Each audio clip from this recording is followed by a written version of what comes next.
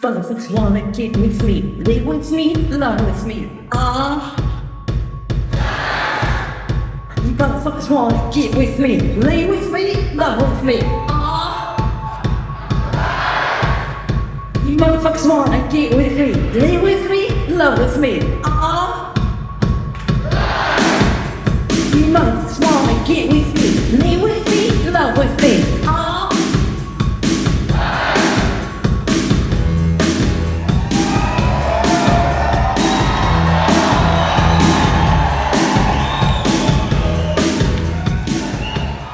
C'était inattendu la rencontre avec Peaches parce que en fait je connaissais rien de sa musique et c'est jamais des rencontres où je poursuis quelqu'un, où j'ai envie de rencontrer quelqu'un, où je provoque une rencontre et je suis jamais fan en général des gens que je filme, c'est juste la vie qui fait que deux personnes se rencontrent à un endroit donné et que quelque chose provoque le cinéma. Et là la rencontre c'était en 2006 lors de mon premier voyage en Europe de New York avec Genesis Purge et le groupe Psychic TV. Et en fait, on était en Europe, à Bruxelles, au Jardin Botanique, c'était le lieu. Et je n'ai compris ça que 13 ans plus tard. C'est en fait Psychic TV qui ouvrait pour Peaches et pas l'inverse. et je filmais Jen avec le groupe. Et puis dans le couloir, il y a cette petite boule d'énergie qui est sortie avec un costume, avec des paillettes et des trucs qui pendaient partout, etc. Et qui m'a dit « Mais c'est quoi cet appareil? Tu veux pas me filmer moi aussi? Ça a l'air trop bien !» Et puis, elle était tellement heureuse de rencontrer Genesis et de me rencontrer, de m'embarquer dans les loges, en fait, que j'ai filmé, puisque j'adore filmer, et que ça faisait partie aussi du lieu, donc du début du film, sans avoir aucune idée de ce que ça deviendrait. Et en fait, elle est revenue, je lui ai montré les rushs, comme je fais toujours quand j'ai développé à un moment. Elle m'a dit « Mais c'est magnifique, merci », parce que c'est quelqu'un qui archive énormément sa vie, en tout cas qui filme tout le temps. Tu vois, pour le film, on avait 7 téras d'archives. Donc, cette archive de ce petit tournage, elle était très contente, et puis elle revenait beaucoup à New York pour voir sa sœur, et pour faire aussi des concerts et du travail. Et elle m'avait recontactée, et on avait pris un café, puis en fait, de fil en aiguille, j'ai continué à filmer, ce qui est devenu une épopée, quoi, en fait. Et ce que je trouve beau, c'est que, sans le savoir, 15 ans plus tard, cette bobine, cette rencontre entre nous, mais aussi elle et Genesis Purge, se retrouve aussi au sein du long métrage Peaches Goes Bananas, comme si les films aussi se liaient d'amitié ou se croisaient sur des parcours. Saskia, Mignon, Quincy, Alon. You know, I'll send you everything, and maybe you could print it out and take it with you to the airport.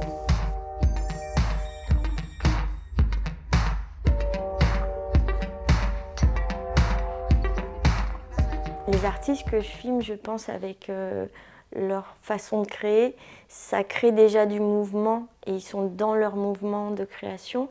Et moi, en ayant la caméra, en étant seule, sans équipe aussi, c'est aussi un mouvement et un acte de création. Et donc chacun se rencontre avec son médium et il y a quelque chose qui se recoupe parce que c'est aussi la meilleure façon de passer son temps ensemble. Parce que moi, j'adore travailler, j'adore filmer, j'adore créer.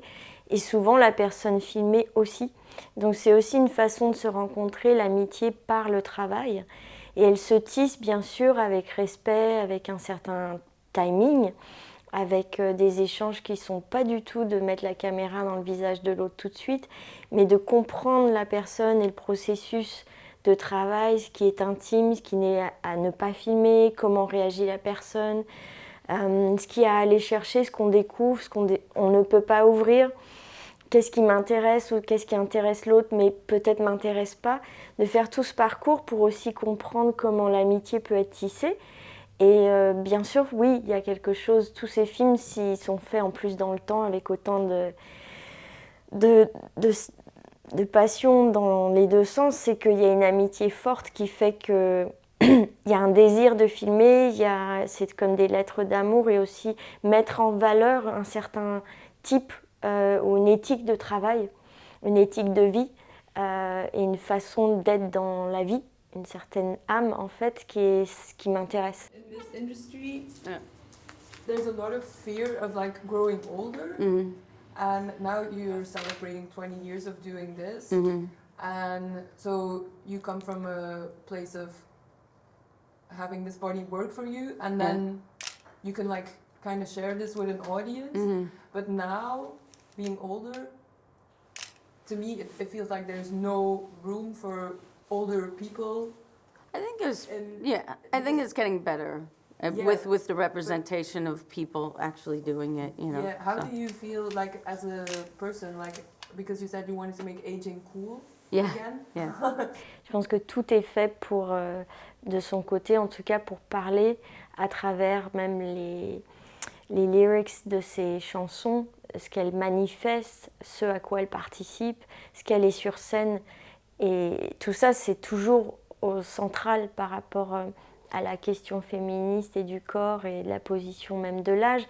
Et c'est vrai que même si, par exemple, c'est peut-être pas l'approche que j'ai visuelle du ton, de ce que j'écoute ou de ce que je suis complètement, il y a quelque chose du corps qui m'a complètement parlé parce que c'est un lieu où le corps est magnifié. Il est électrique, je trouve, sur scène. Il donne une puissance où on a envie de... C'est presque crier. Le corps, la vie, la présence, la vibration en tout cas de la vie, et de la partager assez joyeusement justement avec le public, avec les autres, et d'en donner une image plutôt positive. Peu importe le vieillissement, le look du corps, les corps qui se mélangent. Et c'est presque une danse à deux parce que j'ai toujours aimé filmer les corps, que ce soit Genesis ou Cassandro, des corps qui sont en mutation, des corps meurtris, mais qui restent beaux, qui restent aussi quelque part le centre de leur travail. This is like the longest show I've ever done, this one now. And I feel like I don't care. I just can take more chances and do whatever I want. But I definitely feel after a tour like I've been hit by a truck. But I always do. But yeah, of course, my body is older, but... Le temps, la durée que prend la fabrication d'un film, elle n'est pas délimitée pour moi quand je commence un film en général, enfin à cette époque surtout, parce que je ne sais même pas ce que je vais faire avec, ou je ne sais pas que ça deviendra un long métrage, il n'y a pas ou une production ou un festival derrière, ou une attente quelconque, c'est un peu inconnu aux yeux de tout le monde. Donc je prends le temps qui me met à partie, et la personne accepte aussi de cette temporalité, puisqu'elle voit bien l'économie du film, moi je travaille à côté, enfin, c'est une sorte d'équilibre. Et puis aussi, j'ai appris qu'avec le temps, je pouvais raconter des histoires et que justement, comme ce qui m'intéresse, c'est l'évolution de la vie, archiver une certaine période de vie, mais archiver aussi le corps, l'évolution d'une personne, autant par le corps, mais que son processus de création. Le temps est quand même un objet magique si on arrive à le tenir. Et il fabrique aussi quelque part le montage, parce que ça, c'est quelque chose qu'on a vraiment testé et qui a pris beaucoup de temps, pour le coup, à trouver. Avec AL, dans le montage, c'était au départ, on était bon, est-ce qu'on met les lieux, est-ce qu'on l'indique, est-ce qu'on met les dates? Et comme à chaque fois, ils sont partis à la poubelle au dernier moment parce que quelque part, ça ne m'intéresse pas.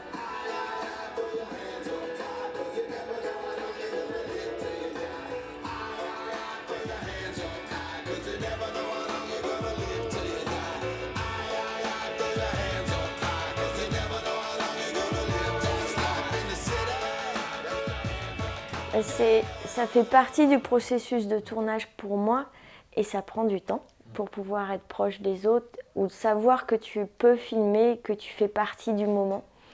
Et ces moments, ils sont tellement, comme dans tous les documentaires, quelque chose de spontané et de vibrant, que je pense déjà que la caméra le chope, cette émotion qu'on revoit ensuite sur l'écran monté avec du son. Mais il y a quelque chose qui est vivant une fois, et qui est là, et qui a été au moment où j'y étais. Par exemple avec les parents, voire avec Souris, qui était quand même incroyable. C'était aussi des petits moments par rapport à beaucoup de temps passé. Donc c'est des petits moments chopés de la réalité, du quotidien. Et souvent le quotidien m'intéresse parce qu'on ne parle jamais assez du quotidien quand on présente le travail d'un artiste. Et quelque part la routine ou l'intérêt intime en fait d'une personne, même ce qu'elle bouffe, comment elle fait, ça indique aussi, c'est en contraste total avec la personne aussi extravagante quand même, que par exemple Pitcheuse ou Cassandro ou Genesis, c'est pas aussi n'importe qui, c'est des gens qui aiment être dans la lumière de la scène, des flashs, qui savent être en représentation. Et le contraste qui se passe avec la réalité du quotidien, l'intimité, la fragilité de la vie, en fait, c'est là que ça m'intéresse de construire en fait le film toujours. Et c'est ce qui donne, je pense, une richesse quand ça se passe, quand c'est juste et quand c'est jamais forcé de toute façon, donc ces moments-là.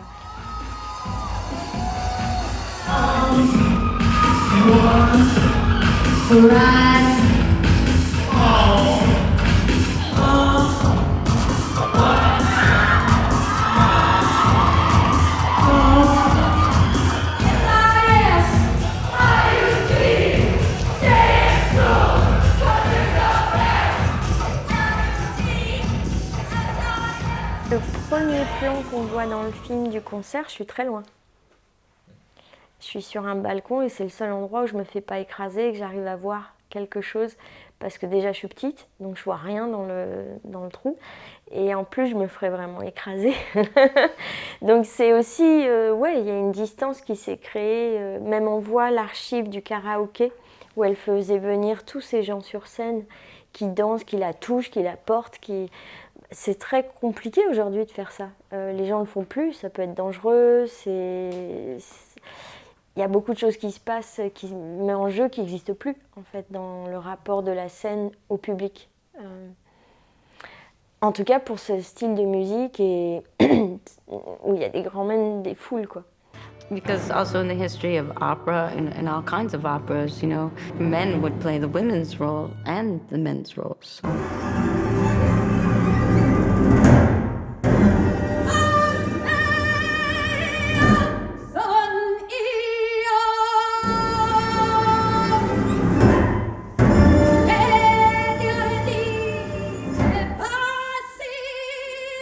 L'expérimentation d'essayer sa voix à l'opéra, ce qui est complètement fou, a aussi le fait d'être autodidacte et de s'être trouvé à travers divers jobs, dont l'enseignement, ce que je fais aussi, qui est vraiment une sorte de passation dans les deux sens, hein, justement, de trouver sa forme à travers l'enseignement de là où on se trouve et ce qu'on a besoin de transmettre et comment.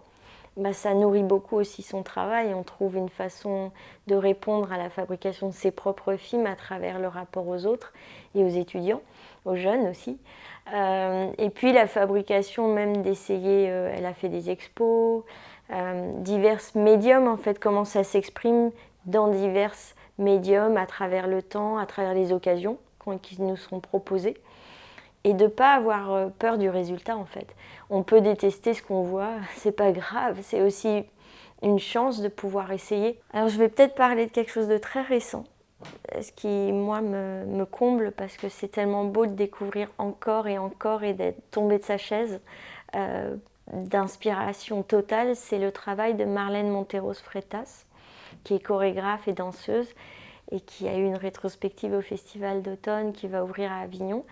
Et sa façon d'approcher le corps, la danse, le carnaval, la transe, la grimace, la mort, la vie sur scène, sa façon de jouer et de travailler avec ses danseurs. Elle est capverdienne, donc elle habite à Lisbonne, donc qui sont portugais souvent. D'utiliser le chant et le son, c'est quelque chose qui m'a bouleversée. Et c'est beau d'avoir ça aujourd'hui. Ah, j'adore le cinéma. Enfin, vraiment, c'est l'endroit magique pour moi où d'un seul coup, je peux lâcher tout. Même dormir, c'est le meilleur sommeil, c'est la salle de cinéma, dépendant des sièges, hein, mais j'adore y aller parce que c'est l'endroit du silence, dans le noir, confortable, où le film est projeté et je m'envole, quoi. Je rêve et j'y vais depuis que je séchais les cours pour aller au Cinoche, donc ça a toujours été un lieu de sécurité où je me sens toujours attirée. C'est comme des bonbons, quoi. Je vois ce qui sort, je vois ce qui se joue, je dois choisir suivant mon temps, y aller. Il y a des salles que j'aime plus que d'autres. On y rencontre parfois des amis ou on y va entre amis. C'est quelque chose qui fait partie de mon quotidien et de ma façon de respirer. Il y a de la magie, quoi.